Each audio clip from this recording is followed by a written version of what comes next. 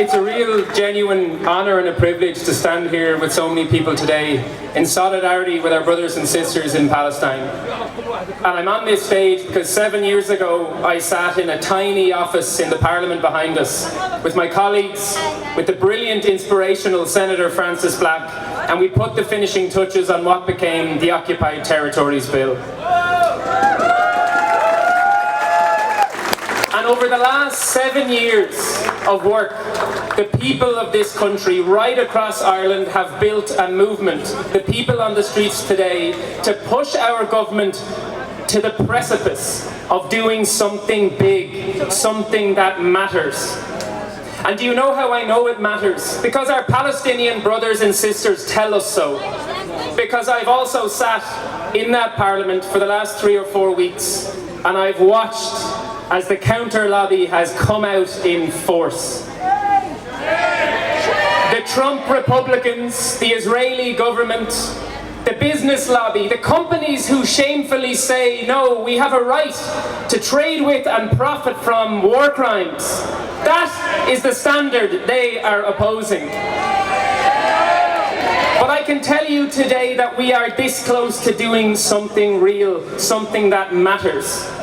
To becoming the first European country, after decades of work, to ban all trade, economic links and investment with the illegal settlements Israel has built on occupied, on stolen Palestinian land.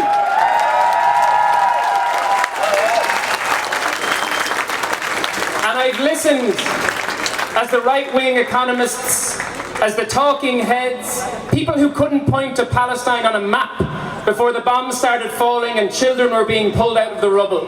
People who've never heard of Sheikh Jarrah, of Masafer Yatta, of Hebron, condescend to us and tell us this doesn't matter. It's just mere symbolism.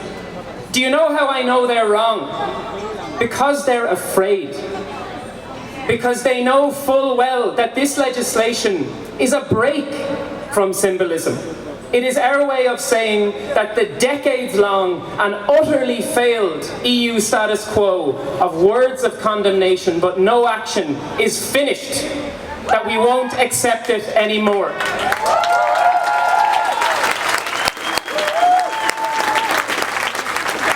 And we know that the one thing the Israeli government fears is contagion. It is the fact that somebody is going to put a crack in the wall, because they know that is how inevitably those walls will come down. Because they know that when the rotten, unjust, inhumane system of apartheid fell in South Africa, the first domino fell here in Dublin, and we can do it again.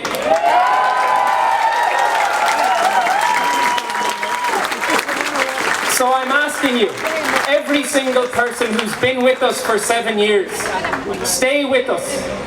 Tell your representatives, tell the government of Ireland that amid all the lies, the misinformation, the spin and the threats, that we are here to say no.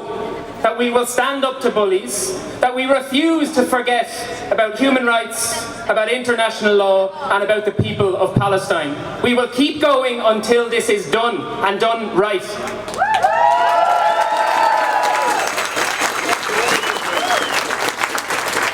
The legendary Palestinian poet Mahmoud Darwish, he told us that we suffer from an incurable malady, hope.